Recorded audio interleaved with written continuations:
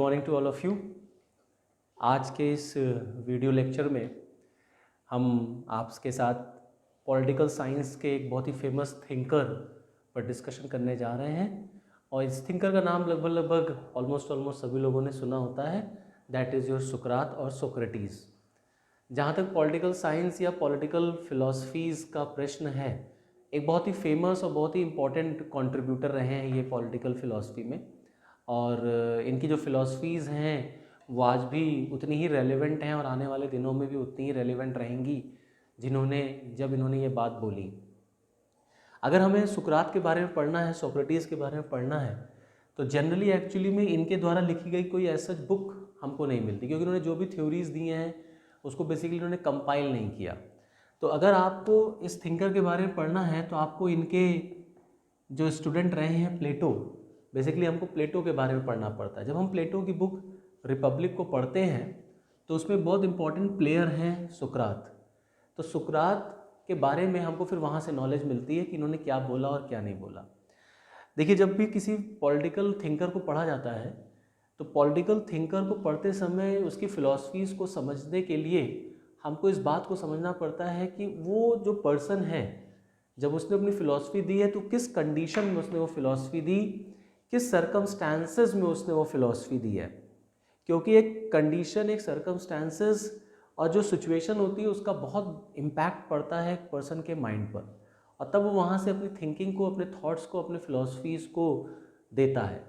तो इसी तरीके से अगर आप सुकरात को देखेंगे तो इनके टाइम को अगर आप एनालाइज करेंगे तो सुकरात, जो कि एक यूनान दार्शनिक थे, ग्रीक फिलोसोफर थे, और ग्रीक में जब सुकरात का आप टाइम पीरियड अगर आप देखें तो जो 469 बीसी से लेकर के 399 बीसी तक है आपका, इस फेज़ में अगर आप ग्रीक फिलॉसफी को या ग्रीक पॉलिटिकल सिस्टम को आप पढ़ेंगे तो यहाँ पर एक सिस्टम हुआ करता था जिसको हम लोग कहते थे सिटी स्टेट।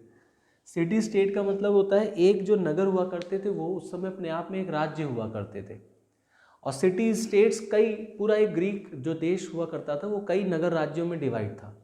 तो उसी में से एक बहुत फेमस नगर राज्य हुआ करता था एथेंस।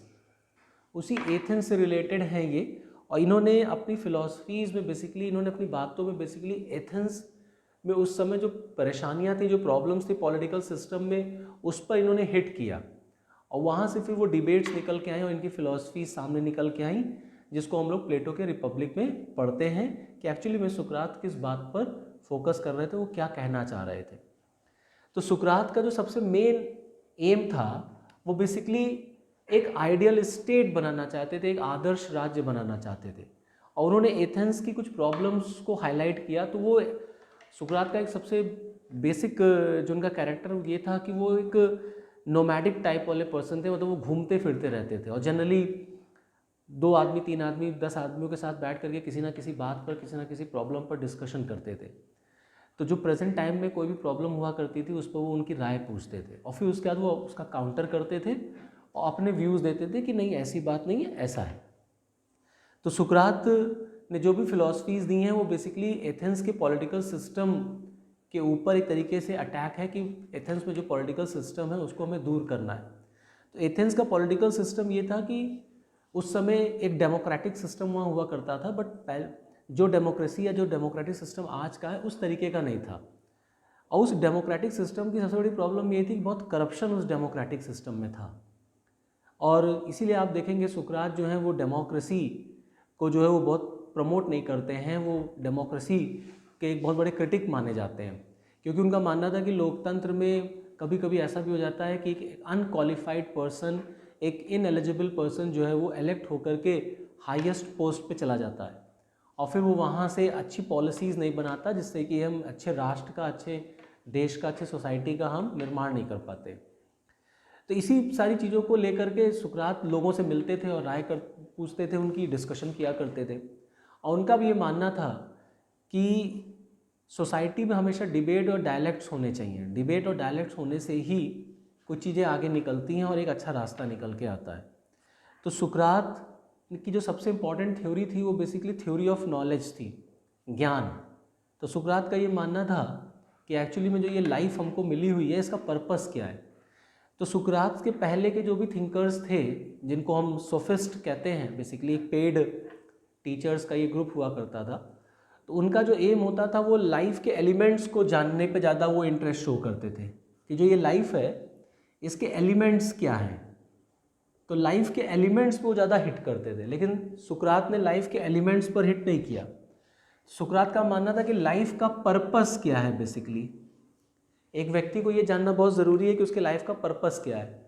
तो सुकरात कहते थे the purpose of the life is to have basically virtuous life. Purpose of life का मतलब है एक वर्चुअस लाइफ अचीव करना। वर्चुअस लाइफ अचीव करने का मतलब सद्गुण को अचीव करना। तो सद्गुण पाने के लिए और वर्चुअस लाइफ के लिए बेसिकली आपको नॉलेज एक्वायर करनी पड़ेगी। नॉलेज आप एक्वायर करेंगे, ज्ञान की आप प्राप्ति करेंगे, तो ज्ञान से आपके जीवन में एक्सीलेंस आता है। एक्सीलेंस जब आएगा आपके लाइफ में तो आपको एक हैप्पीनेस, एक सेटिस्फैक्शन मिलता है। तो अल्टीमेटली सुकरात का मानना था कि जो नॉलेज है ना, that is virtue. Knowledge is virtue, बड़ा फेमस कोटेशन भी है कि नॉलेज इज़ वर्च्यू या वर्च्यू इज़ नॉलेज। तो सुकरात का मानना था कि एक वर्चुअस लाइफ जीना ही पर्पस है लाइफ का। तो लाइफ का उद्देश्य क्या है? To have a virtuous life. और सद्गुण कैसे आते हैं किसी इंसान में? वो नॉलेज से आएंगे। तो क्योंकि सुकरात के समय जो पॉलिटिकल सिस्टम था वो इतना करप्ट हो गया था कि उसके में वर्च्यूज़ नहीं थे, और वर्च्यूज़ नहीं थे तो वो लोग अपनी रिस्पॉन्सिबिलिटीज़ को फॉलो नहीं करते थे, जो उस समय का रूलिंग क्लास हुआ करता था। और इन्हीं सारी कमियों की वजह से एथेंस जो है वो स्पार्टा से हारा। और एथेंस स्पार्टा से हारा तभी प्लेटो ने इस प्रॉब्लम का आंसर ढूंढने की कोशिश किया कि एक्चुअली में what was the reason behind the defeat of Athens. तो पता चला कि उस समय ज्ञान की कमी थी, और ज्ञान की कमी और ज्ञान बढ़ाने के लिए ही उसके गुरु सुकरात ने हमेशा बोला कि आपको नॉलेज बढ़ानी चाहिए। नॉलेज इन द सेंस का मतलब है कि आपको ऐसी नॉलेज एक्वायर करनी चाहिए जिससे आपके में एक्सीलेंस आ सके, और एक्सीलेंस जब आएगा तो ऑटोमेटिकली आपको हैप्पीनेस, एक सेटिस्फैक्शन मिलेगा। और नॉलेज से ही फिर आपके लाइफ में कुछ क्वालिटीज़ डेवलप होती है जिसको हम एक वर्चुअस लाइफ कहते हैं। जैसे फॉर एग्जांपल, एक एग्जांपल भी उन्होंने कोट किया कि जब हम बीमार होते हैं तो हम हमेशा एक स्पेशलाइज्ड डॉक्टर की जो है के पास अप्रोच करते हैं। एक स्पेशलाइज्ड डॉक्टर को ही हमेशा हम ढूंढते हैं। ऐसे ही अगर हमारा छोटा सा एक काम है कि हमारा अगर हमें जूता सही कराना है तो हम एक अच्छे कॉबलर के पास जाने की कोशिश करते हैं, और वो पर्सन एक अच्छा डॉक्टर, एक अच्छा कॉबलर, स्पेशलाइज्ड पर्सन है, उसको ज्ञान है अपने फील्ड में, तो वो आपको अच्छा सर्विस देता है, वो आपको अच्छी सेवा प्रदान करेगा, अपनी रिस्पॉन्सिबिलिटीज़ को वो फुलफिल करता है। तो इसी तरीके से जब देश के निर्माण की बात आती है, समाज के निर्माण की बात आती है, तो जो रूलिंग क्लास है वो भी एक एक्सीलेंट क्लास होना चाहिए, उसके पास भी एक्सीलेंस होना चाहिए, उसके पास भी क्वालिटीज़ होनी चाहिए, जो कि उस समय एथेंस में मिसिंग थी। इसीलिए एथेंस स्पार्टा से हार गया। तो फाइनली जब इसकी खोज की गई क्यों हारा, रीज़न क्या था, तो पता चला there was lack of knowledge, knowledge was missing. इसीलिए सुकरात हमेशा मानते थे कि सद्गुणों का जो जन्म है वो ज्ञान से ही होता है, और ज्ञान जो है वही सद्गुण है। नॉलेज इज़ वर्च्यू और वर्च्यू इज़ नॉलेज। तो सुकरात की जो मेजर थ्योरी रही वो बेसिकली थ्योरी ऑफ नॉलेज थी। सुकरात को फादर ऑफ फिलॉसफी भी कहा जाता है। प्लेटो ने इनको the wisest man on the planet कहा। प्लेटो का मानना था कि इस पृथ्वी पर अगर सबसे बुद्धिमान कोई व्यक्ति है, या एथेंस में अगर सबसे कोई बुद्धिमान व्यक्ति है, तो वो उसके गुरु सुकरात हैं।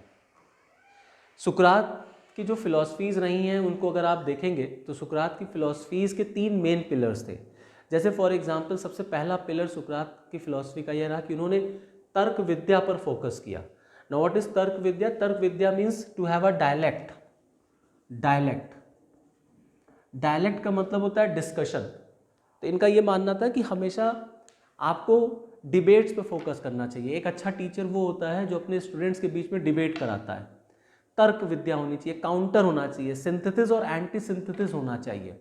तो आप किसी भी चीज़ को इमेजिन करिए, उस चीज़ को इमेजिन करने के बाद उस बात को सामने रखिए लोगों के, फिर लोगों से आप राय पूछिए उसकी, फिर वहाँ से वो आपको कुछ कहेंगे तो आप उसको काउंटर करिए, तब आपको एक अच्छा आंसर निकल करके आता है।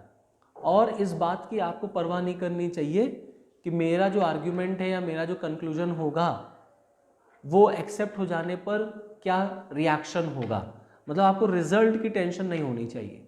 सो there should be a dialect.